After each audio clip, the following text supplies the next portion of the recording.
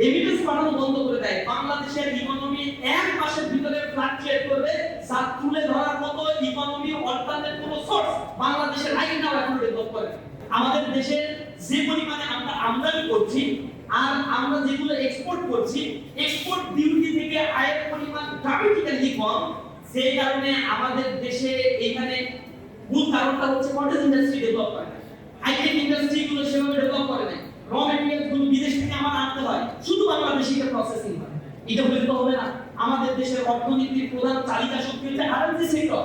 RMG সেক্টরের গার্মেন্টসে যারা শ্রমিক রয়েছে তাদের ওয়েস্ট কাঠামো নিয়ে এখন পর্যন্ত কোনো সুনির্ধারিত কোনো সুরাহা পর্যন্ত গভর্নমেন্ট করতে পারে না। 2 দিন পর পরে আন্দোলন করে একটা ওয়েস্ট কাঠামো ডেভেলপ করে, আবার ইনফ্লেশনের কারণে যখন মানুষের ক্রয় ক্ষমতার বাইরে চলে যায় সবকিছু আবার আন্দোলন করে, আবার তাদের ওয়েস্ট কাঠামো নির্ধারণ করা হয়। কেন ইনফ্লেশনারি রেটের সাথে সাথে আমার ওয়েস্ট কাঠামোগুলো কেন অ্যাডজাস্ট করা হয় না? দেশের জনগণ কেন দুর্নীতি করে, সরকারি চাকরি করে কেন দুর্নীতি করতে হয়? কারণ তাকে যথাযথ মর্যাদা যখন দেওয়া হয় না, এবং এই ইনফ্লেশন রেটের সাথে সাথে তার এই ওয়েজটা, বেতনটা যখন বেতন কাঠামোকে অ্যাডজাস্টমেন্ট করা হয় না, তখনই তো সে করাপশন করতে থাকে। সুতরাং গভর্নমেন্টকে এই জায়গার আইডেন্টিফাই করতে হবে। আরএমজি সেক্টর হচ্ছে বাংলাদেশের এত গ্রুমিং সেক্টর, যেখানে বলা হচ্ছে, আমরা ইকোনমিক্সে বলি যে ডোন্ট পুট অল দ্য বলস ইন আ বাস্কেট, কিন্তু বাংলাদেশের সব বলগুলো এক বাস্কেটের মধ্যে আছে, সেটা হচ্ছে আরএমজি সেক্টর। এই সেক্টরের সাথে যে পরিমাণ মানুষ এনগেজমেন্ট আছে, অথচ এই সেক্টরে ধরি আমি আয় হয় $24 বিলিয়ন, কিন্তু র ম্যাটেরিয়ালস কিনতে গিয়ে $22 বিলিয়ন আবার বিদেশে আমার দিয়ে দিতে হয়, অথবা $21 বিলিয়ন বিদেশে আমার দিয়ে দিতে হয়। মাঝখানে যে $3 বিলিয়ন থাকে, সেই $3 বিলিয়ন হচ্ছে আমার দেশের আসলে নিট ইনকাম। আমাদের দেশের মূলত এই সম্পদটা এখানেই থাকে, আর বাদ বাকি বিদেশের টাকা বিদেশি আবার চলে যাচ্ছে। বাংলাদেশের মূল আয়ের সোর্স হচ্ছে রেমিটেন্স সেক্টর, কিন্তু রেমিটেন্সের ক্ষেত্রে ইচ্ছা করে আধিপত্যবাদী ভারতীয় শক্তি আমাদেরকে দমিত করে রাখে। কারণ রেমিটেন্সের ক্ষেত্রে আমার জনগণকে যদি আমি টেকনিক্যাল এডুকেশনে অনেক বেশি এক্সপার্ট করে বিদেশে প্রেরণ করতে পারি, তাহলে রেমিটেন্স সেক্টরটা আমার দেশের জন্য সবচেয়ে সুপার ক্লাস একটা ইকোনমি উপহার দিতে পারে, যেটা ভারত আসলে চায় না। তার ফলে আমার কারিগরি শিক্ষার কাঠামোর মধ্যে পরিবর্তন আনা, আমার ইউনিভার্সিটি হায়ার স্টাডির ক্ষেত্রে এই যে অ্যাডজাস্টমেন্ট, ইন্ডাস্ট্রিয়াল অ্যাফিলিয়েশন অথবা আর কর্মমুখী যে শিক্ষা কাঠামোটা, এটা তারা করতে দিতে চায়। রেমিটেন্সে যারাও কষ্ট করে বিদেশে যায়, 1,56,00,000 বা 1,58,00,000 ডায়াসপোরা বিদেশে রয়েছে, যারা রেগুলার রেমিটেন্স পাঠায়, সেই রেমিটেন্স যোদ্ধাদের আমাদের দেশের বাজেটে কোনোদিন আইডেন্টিফাই করা হয়। তাদের মর্যাদা নিশ্চিত করা, তাদের জন্য এক্সট্রা ফ্যাসিলিটিস প্রণোদনা চালু করা, যদি এটা করতে না পারে, রেমিটেন্স যোদ্ধারা যদি রেমিটেন্স পাঠানো বন্ধ করে দেয়, বাংলাদেশের ইকোনমি এক মাসের ভিতরে ফ্লাকচুয়েট করবে, যা তুলে ধরার মতো ইকোনমি অল্টারনেট কোনো সোর্স বাংলাদেশের আইনাও এখন ডেভেলপ করে। কিন্তু আশ্চর্য, তাদের কোনো মর্যাদাই নেই।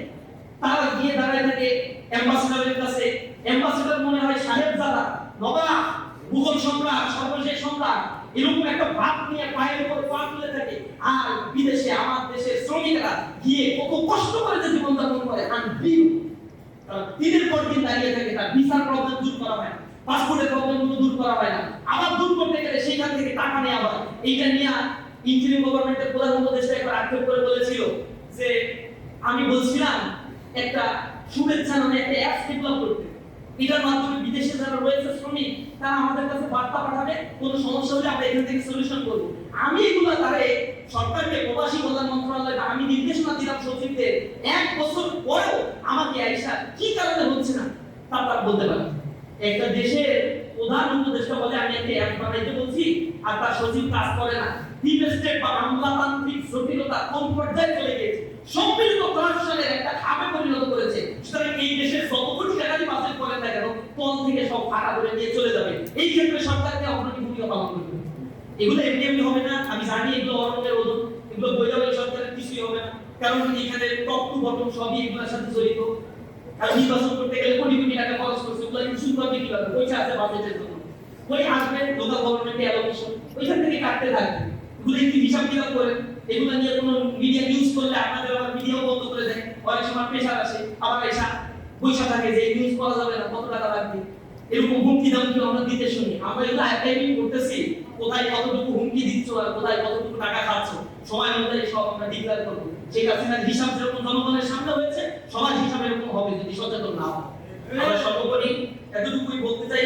এই উপস্থিতি আমাদের স্বাস্থ্য খাতের দৈন্য দশা একেবারে জিডিপির মানে লেস দেন 1% একটা দেশের স্বাস্থ্য খাত, অথচ আমার কনস্টিটিউশন বলছে স্বাস্থ্য হচ্ছে আমার নাকি মৌলিক অধিকার। সরকারি স্বাস্থ্য খাত, সরকারি হাসপাতাল আর যে স্বাস্থ্য কমপ্লেক্স গুলোতে গেলে মনে হয় এগুলো একটা গোল ছাগলের আড্ডাখানার কাছে আসছে।